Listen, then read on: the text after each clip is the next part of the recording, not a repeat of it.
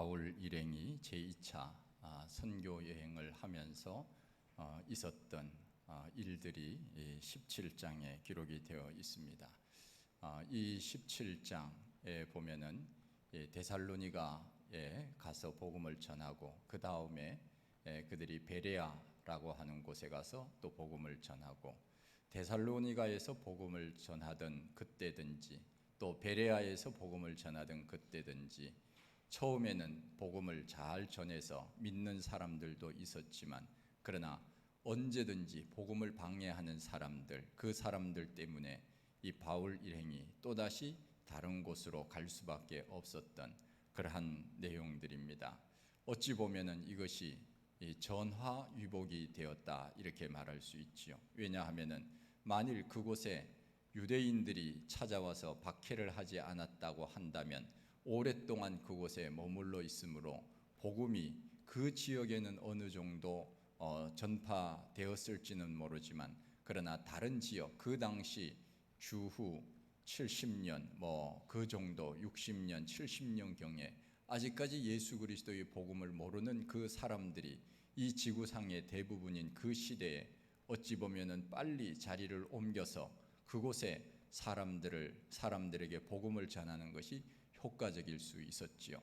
그래서 선교학에서 말하는 선교의 개념을 보면은 어느 지역으로 갈 것인가 할 때 M1, M2, M3, M4 이런 식으로 이야기를 하는데 미션 1, 미션 2, 미션 3 이런 이제 약자죠. 그래서 선교지를 택할 때 어느 곳으로 가느냐?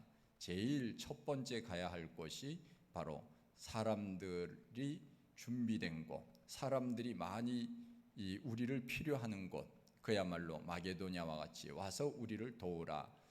우리가 지금 익어가는 곡식, 추수할 때가 되었으니 빨리 이곳에 와서 복음을 전해 주십시오 하면서 사람들이 많이 있고 기다리는 사람들이 있는 그곳에 선교사가 먼저 가라.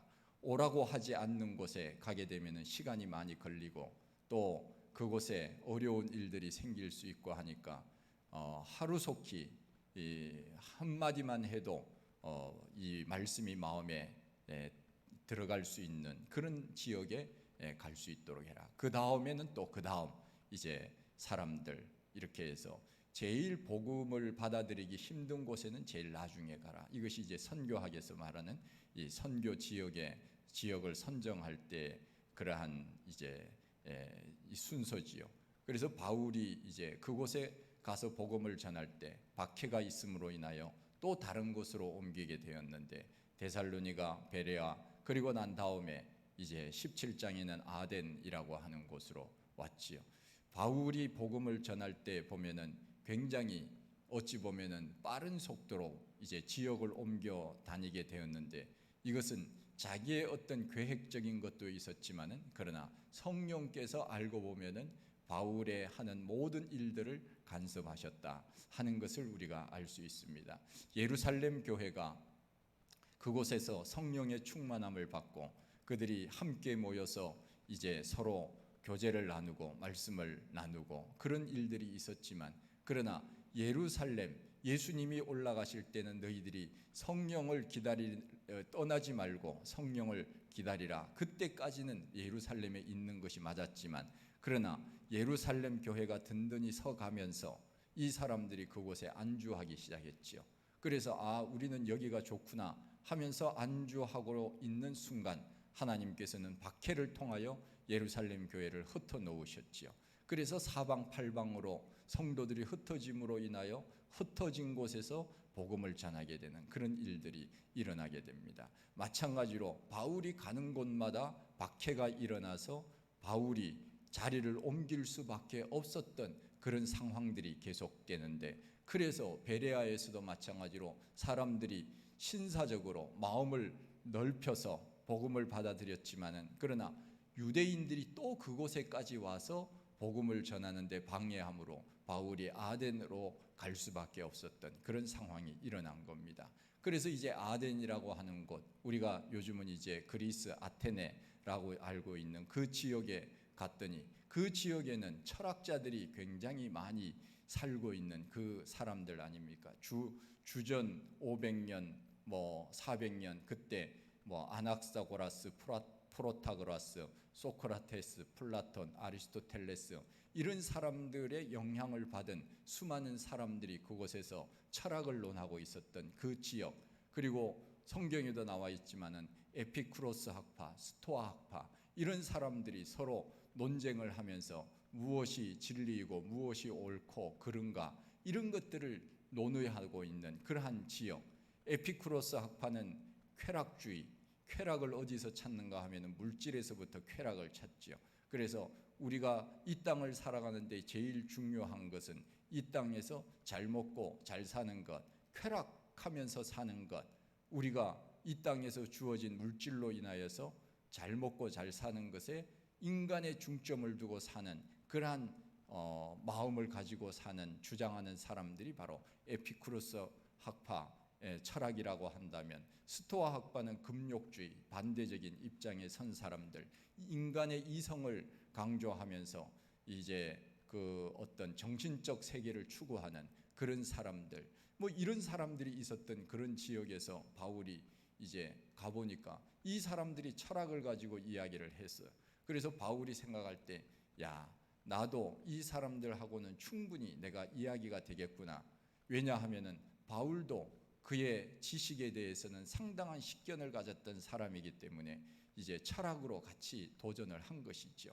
우리가 복음을 전할 때 항상 잊어버려서는 안 되는 것, 이것은 복음 전도자는 복음 전도, 다시 말하면 예수 그리스도의 복음, 이것을 전해야 이것이 진정한 선교사이고 복음 전하는 자이지, 인간의 사상, 철학을 가지고 사람들에게 접근을 하는 것, 이것은 백전백패, 실패하기가 딱 좋습니다. 그래서 바울이 복음을 전하러 여러 지역에 다녔지만은 제일 선교가 복음의 열매가 적었던 곳이 바로 이 아덴이었습니다. 왜냐하면은 인간적 이 마음이 앞섰거든요. 내가 충분히 저 사람들하고 논쟁을 해서 내가 이길 수 있겠구나 하는 그런 교만함, 어떤 지적 우월감, 이런 것들이 바울 마음속에 있었기 때문에 자신만만하게 그들과 같이 이제 토론해서 내가 저들을 굴복시킬 수 있으리라, 그렇게 생각을 한 것이지요. 그런데 그곳에 가보니까 사람들이, 철학자들, 그야말로 지식을 논하는 사람들이 가장 고상한 줄 알았더니 보니까 우상 숭배하는 사람들이 너무 많이 있었다. 그래서 바울이 마음속에 격분, 화가 굉장히 많이 났다. 왜냐하면은 이 사람들이 어떻게 이렇게 지적인 마음을 가지고 사는 사람들이 이 아무것도 아닌 우상을 섬기며 살아갈까에 대한 그런 분노, 이런 것들이 있죠. 저의 마음속에도 가끔씩 그런 이제 분노가 때로는 생기는데, 이 과학의 시대, 그야말로 우주로 간다고 하는 이 시대에, 특별히 우리나라 거대 기업이라고 할 수 있는 세계적인 기업 삼성 이런 데 보면은 그야말로 첨단 과학을 논하는 그 사람들이 이 고사를 지낸다 하는 것이, 이게 얼마나 모순된 이야기입니까? 그런데 그 사람들이 고사를 지내고 있고 우상 숭배는 제일 많이 하는 그런 사람들이 그곳에 있다고 하는 것이, 이게 앞뒤가 맞지 않는 것이죠. 그런 것을 볼 때 마음속에 분노가 일어납니다. 어떻게 우리나라의 최고의 기술을 가지고 첨단 과학을 논하는 사람들이 하나님을 모르고 우상 숭배를 할까? 거기에 대한 그 마음이, 아픈 마음이 있습니다. 그러면서 그들에 대한 분노를 뛰어넘어서 어떤 마음이 생기는가 하면은 가련한 마음, 불쌍한 마음이 생깁니다. 저 사람들이 참 이 세상에서는 가장 어떻게 보면은 최고의 첨단 기술을 연구하고 이렇게 가지고 있는 사람이지만 저 사람들 마음속에는 하나님이 없구나 하는 생각을 할 때 그들을 바라보는 마음이 이 분노를 넘어서 불쌍한 마음, 긍휼히 여기는 마음이 생기더라 하는 것이죠. 그래서 바울이 그들에게 이제 하나님에 대해서 이제 접근을 하기 시작을 하지요. 이 하나님이라고 하는 것, 세상적인 사람들은 이제 한 한문으로 말해서 신이라고 하나님을 그렇게 이제 부르는데, 우리나라 사람들도 복음이 들어오기 전에는 하나님이라고 하는 그런 개념을 가지고 있었죠. 그것이 뭔가 하면은 나보다 힘이 있는 어떤 분, 이것을 섬기는 그런 마음이 있었죠. 이것은 우리나라 사람뿐만 아니라 우리 사람들 본성이, 우리 마음속에는 종교성이라고 하는 것이 있죠. 종교성. 그래서 나보다 힘이 센 어떤 것에 대해서 굴복하고 싶은 본능이 우리 속에 있다, 그 말이에요. 그러니까 하나님을 알지 못할 때 사람들은 하늘을 보고 하늘에 있는 신, 이렇게 이제 생각을 하면서 살았다 하는 겁니다. 그래서 그들이 하늘에 있는 신을 뭐라고 불렀는가 하면은 하늘님이라고 불렀지요. 하늘님. 그래서 세월이 지나면서 리얼이 탈락해서 신은 하늘에 있구나 해서 하느님이라 그렇게 이제 부르고 있는 것이죠. 그래서 지금도 천주교에서는 이 천주교 성경은 하느님이라고 되어 있고 우리는 하나님이라고 되어 있죠. 하느님이라고 하는 개념이 우리 개신교에서는 그것이 잘못되었기 때문에 이것을 우리는 하나님이라고 우리는 번역을 그렇게 한 것이지요. 하느님이라고 하는 개념은 우리가 생각하는 그 하나님이 아닌 범신론적인 개념이 강한 단어입니다. 그래서 믿는 사람이든지 믿지 않는 사람이든지 우상 섬기는 사람이든지 하느님이라고 하는 것은 나보다 힘이 센 사람, 뭐 옥황상제라든가 뭐 세상의 어떤 신이라고 하는 사람들을 전체를 통합해서 부를 때 하늘님 혹은 하느님 이렇게 이제 부르기 때문에 우리 기독교에서는 그것이 잘못되었다. 그것은 범신론적인 하나님이 아니고 우리는 유일하신 하나님이다. 그래서 하나님이라고 하는 것을 그들과 구분하여서 부르기 시작한 것이죠. 그래서 영어 성경에도 하나님이라고 하는 표시를 대문자로 God라고 이렇게 써놓았죠. 소문자 God, 이것은 잡신을 이야기합니다. 그것은 하나님이 아니죠. 잡신. 그래서 영어 성경에도 그렇게 이제 고쳐서 이렇게 우리가 믿는 하나님은 대문자 하나님 God라고 이렇게 하고, 일반 잡신들은 이제 우상 숭배하는 사람들이 그야말로 소위 말해서 하느님이라고 부르는 그 신에 대해서는 소문자 God를 씁니다. 그 소문자 God를 쓰는 것은 이것은 하나님이 아니에요. 그래서 우리는 하나님을 유일하신 하나님, 이 세상의 잡신들과 같이 아니하는, 같은 레벨에 있지 아니하는 하나님, 뛰어나신 하나님, 초월하신 하나님, 그 하나님을 생각할 때 우리는 하나님이라고 이렇게 표현을 합니다. 그래서 우리가 하느님이라고 하는 표현이 무조건 잘못된 것은 아니지만은, 그러나 우리가 하느님이라고 하는 것을 이야기할 때 교과서에는 하느님이라고 나와 있고 애국가를 부를 때도 하느님이라고 하는 것으로 나와 있지만은, 그러나 우리가 애국가를 부를 때는 하느님이라고 하지 말고 하나님이라고 그렇게 바꿔서 불러야 돼요. 그래서 제가 텔레비전에서 무슨 야구를 시작할 때나 축구를 시작할 때 애국가 하지 않습니까? 선수들 이렇게 보면은 하느님이라고 발음을 하는지 하나님이라고 발음을 하는지 제가 종종 눈여겨 보는 때가 있어요. 그래서 하나님이라고 부르는 사람들은 교회 다니는 사람, 하느님이라고 하는 사람은 아무 생각 없이 부르는 사람, 이렇게 제가 평가를 하는데, 영어 성경에서 God, 이 대문자와 그냥 일반적 소문자 God, 이것은 하늘과 땅 차이입니다. 우상 숭배하는 사람들은 그냥 소문자, 그냥 신, 잡신들 이렇게 이제 표현하는 그런 신이지요. 그래서 소문자 God를 거꾸로 하면은 그것은 뭡니까? 개가 되는 거예요. 그러니까 이것은 하나님 God 대문자의 그 하나님과 소문자 잡신들의 하나님과는 하늘과 땅 차이다. 그래서 우리가 그 가수들 그룹에도 G.O.D 이런 것들도 있기는 한데 우리가 그런 것들을 좀 조심해서 접근할 이제 필요가 있습니다. 일본 같은 경우는 모든 것을 하나님이라고 붙이지요. 신이라고 붙입니다. 가미사마, 일본말로 말하면 가미사마. 그들이 일왕이라고 하는 사람, 그 사람도 가미사마라고 부릅니다. 그래서 그 사람들은 8만 개 정도의 신을 모시고 사는 그 나라가 바로 일본 아닙니까? 그래서 모든 것에게 신이라고 하는 것을 다 붙여요. 그래서 신사 이렇게 이야기하지 않습니까? 신사에 가서 절을 한다. 신을 모신 곳이다. 신 집사자를 써서 신을 모신 곳이 그들이 바로 절하는 곳이고 섬기는, 그러한 전쟁에서 죽은 사람들을 영웅이라고 그래서 그들은 신적인 것으로 모시는 그런 사람들이죠. 그래서 하나님, 우리가 믿는 하나님도 가미 삼아, 우리가 믿는 예수님도 가미 삼아, 그들이 그 섬기는 잡신들도 가미 삼아, 이 구분이 되지 않는 거예요. 그래서 예수 믿으세요 그러면 예수 믿는다고 이야기를 해요. 예수 신지 마시오, 예수 믿으세요. 그러면은 예수 믿는다고 그렇게 이야기를 합니다. 그런데 그 사람들의 개념에서 예수라고 하는 분은 그냥 하나의 잡신들 중에 하나일 뿐이에요. 가미사마 그 하나의 신일 뿐입니다. 잡신들 중에. 하나님도 마찬가지죠. 가미사마 예수사마 도우시다라 이데스까.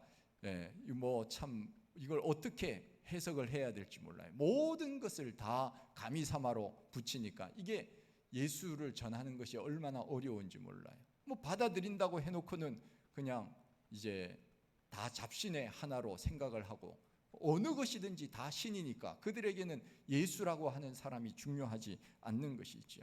우리가 조심해야 될 것, 이 아덴 사람들이 신이라고 하는 이 존재라고 하는 것은 그야말로 아무 것이나 다 신이라고 붙여서 부르는 그런 사람들, 우리가 늘 조심해야 됩니다.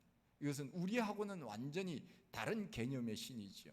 우리가 기도할 때 종종 어떤 사람들은 대표 기도할 때 오 신이시여 이렇게 대표 기도하는 사람이 있어요. 그런 분들은 대표 기도 시키면 안 돼요.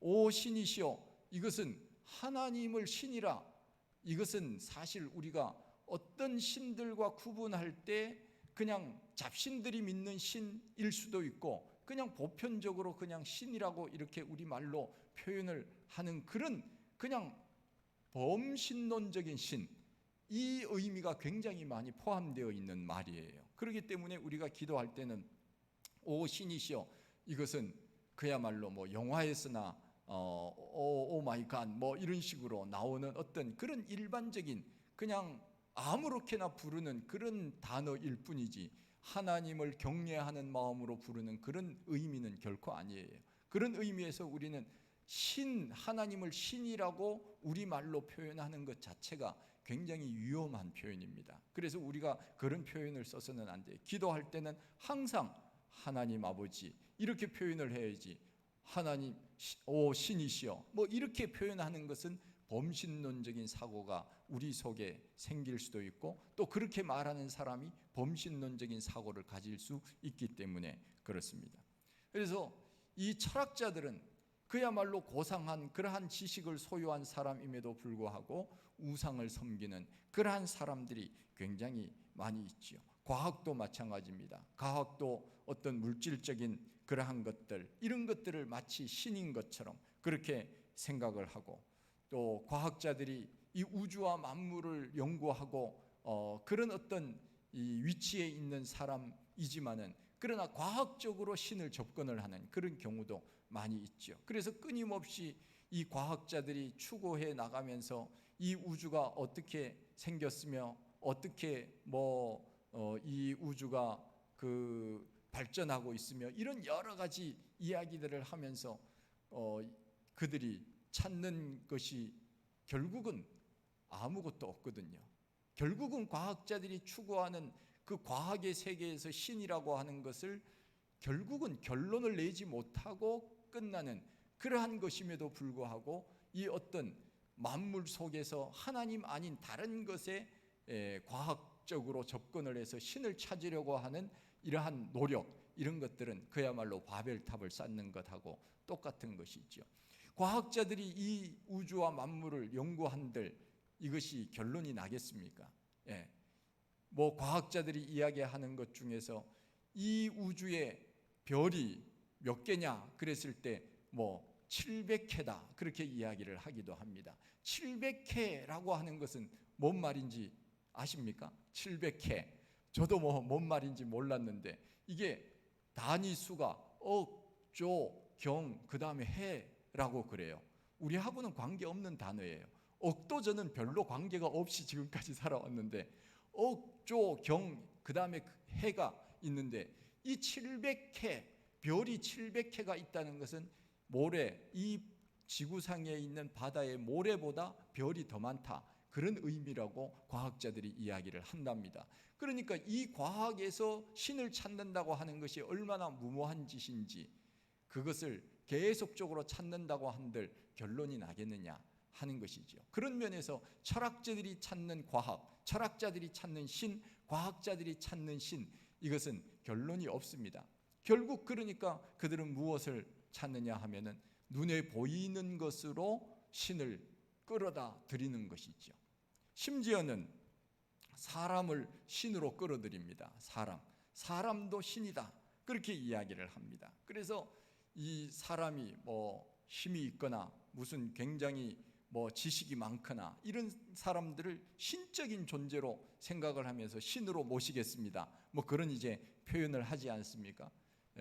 말로서는 그렇게 이야기하지만 실질적인 신은 아니겠지만은 신으로 모시겠습니다. 인간이 어떻게 신이 될 수 있겠습니까? 그런데 어리석게도 이 땅의 수많은 사람들은 사람을 신으로 모시고 있는 종교, 그것이 바로 그 무슬림, 이 알라를 섬긴다든가 석가모니를 섬긴다든가 공자를 섬긴다든가, 이것은 다 사람이 사람을 받들어 섬기다가 저 사람은 우리보다 뛰어나, 그래서 신으로 추앙을 하게 돼서 신이 된 거예요. 그러니까 그것은 신이 아니죠. 아무것도 아니에요. 어떤 사람이, 사랑하는 사람이 있었는데 사랑을 고백할 때 이런 표현을 했대요. You are my destiny and you are my God. 당신은 나의 운명이고 당신은 나의 신입니다. 그러면서 사랑을 고백했대요. 이게 얼마나 사랑했으면 그런 표현을 했겠습니까마는 You are my God, 당신은 나의 신이다, 이게 말이 되겠습니까? 그런데 사람들은 실제적으로 사람을 신으로 섬기고 있다니까요. 그것이 바로 불교고 유교고 무슬림이고 그런 것들 아닙니까? 우리 하나님은 사람이 만든 신이 아니지요. 그런데 우리는 마치 사람이 만든 신이 신인 것처럼 그렇게 사람들은 생각을 하고 이 땅을 산다고 하는 것, 이것이 얼마나 어리석은가. 실질적으로 제가 네팔에 갔을 때 그 네팔에 신이 살고 있대요. 얼마나 호기심이 있겠습니까? 네팔에 신이 있다고 하니까 제가 신을 또 안 볼 수가 없잖아요. 그래서 제가 신이 사는 곳에 제가 갔습니다. 그래서 신이 사는 곳에 갔더니 신을 구경하러 온 사람들이 얼마나 많이 있는지 몰라요. 관광객들이 그냥 인산인해를, 그래서 이 신은 하루에 한 2번인가 3번 정도밖에 나타나지 않는데요. 그래서 그 신이 사는 신전에 갔죠. 그런데 아무리 기다려도 그 시간에 나와야 할 신이 나오지 않는 거예요. 그래서 그 앞에는, 신전 앞에는 이제 헌금함 같은 것을 놓고 사람들이 신을 구경할 때는 돈을 내고 구경을 해야 된다. 이것은 의무 조항은 아니지만 자발적으로 내는 것이지만은 이제 신을 구경하니까 호기심이 있어서 이제 신이 나오기를 기다렸죠. 저도 한참 이제 기다렸습니다. 그랬더니 신이 나오더라고요. 제가 신을 본 사람이에요.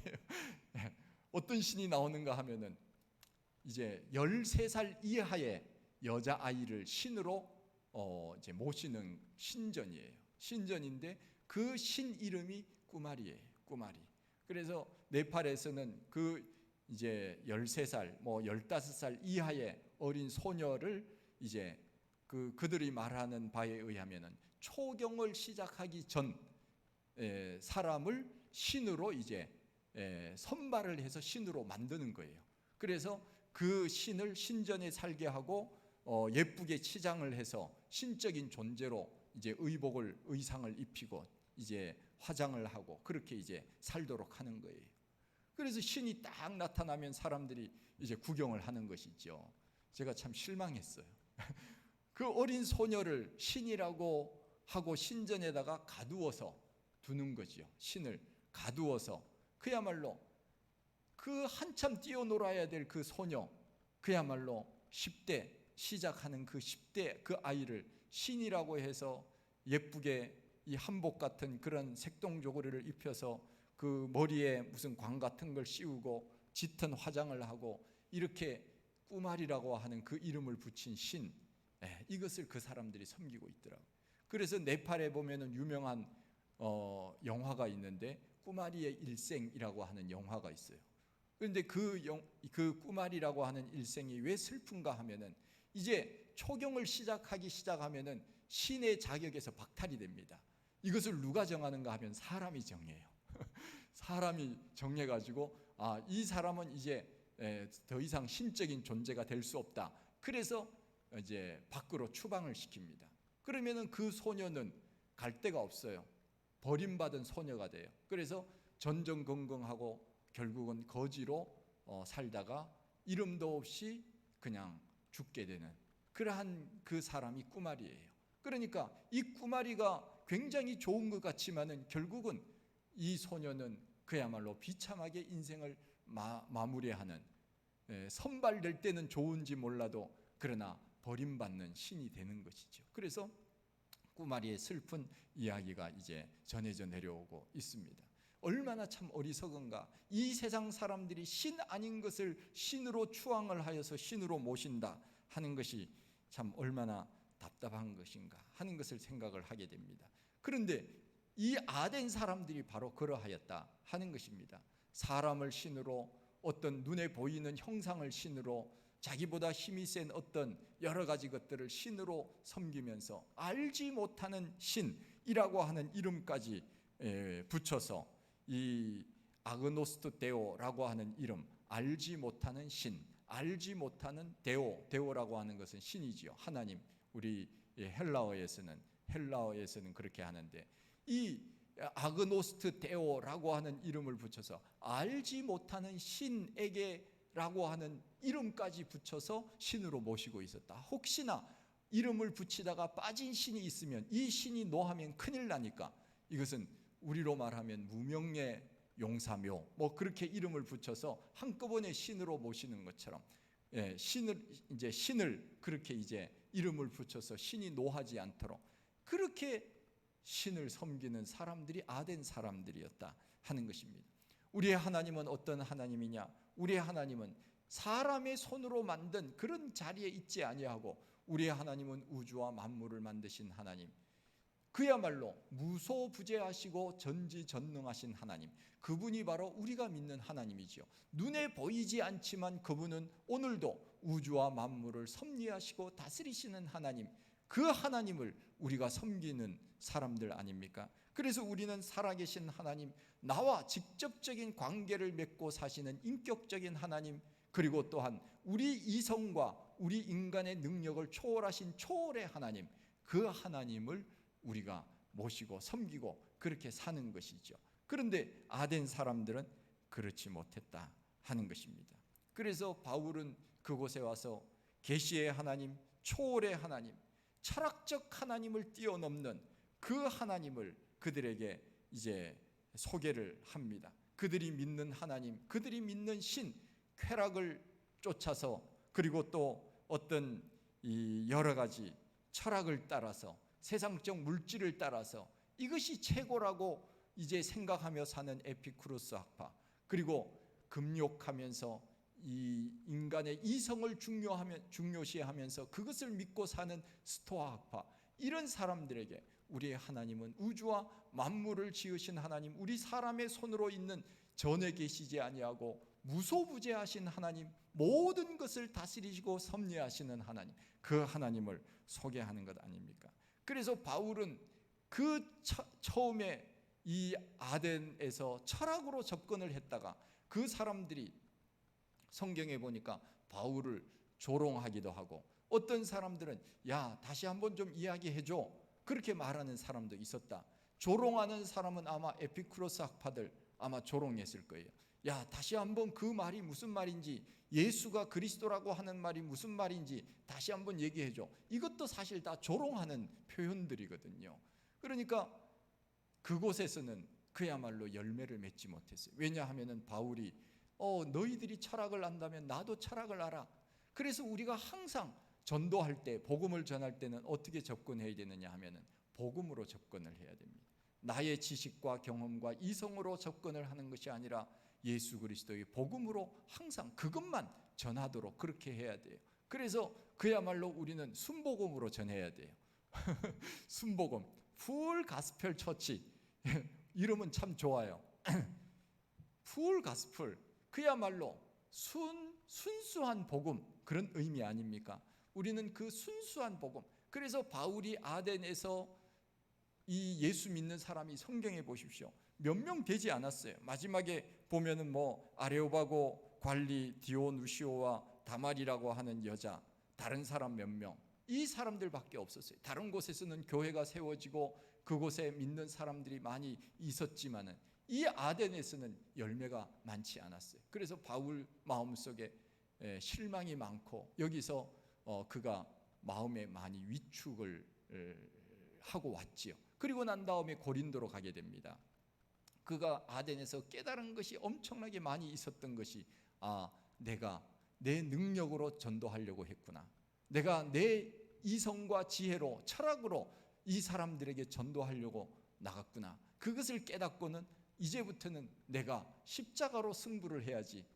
그래서 고린도전서, 십자가의 도가 멸망하는 자들에게는 고린도전서 1장 몇 절이에요? 8절, 18절.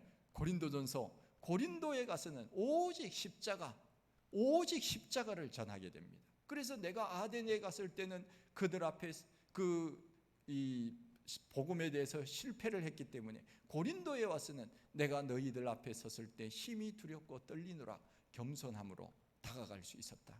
그래서 우리는 교만하면은 항상 실패하기가 쉽습니다. 그래서 우리 사람은 언제나 교만하면은 넘어집니다. 서 있는 자는 넘어질까 조심하라.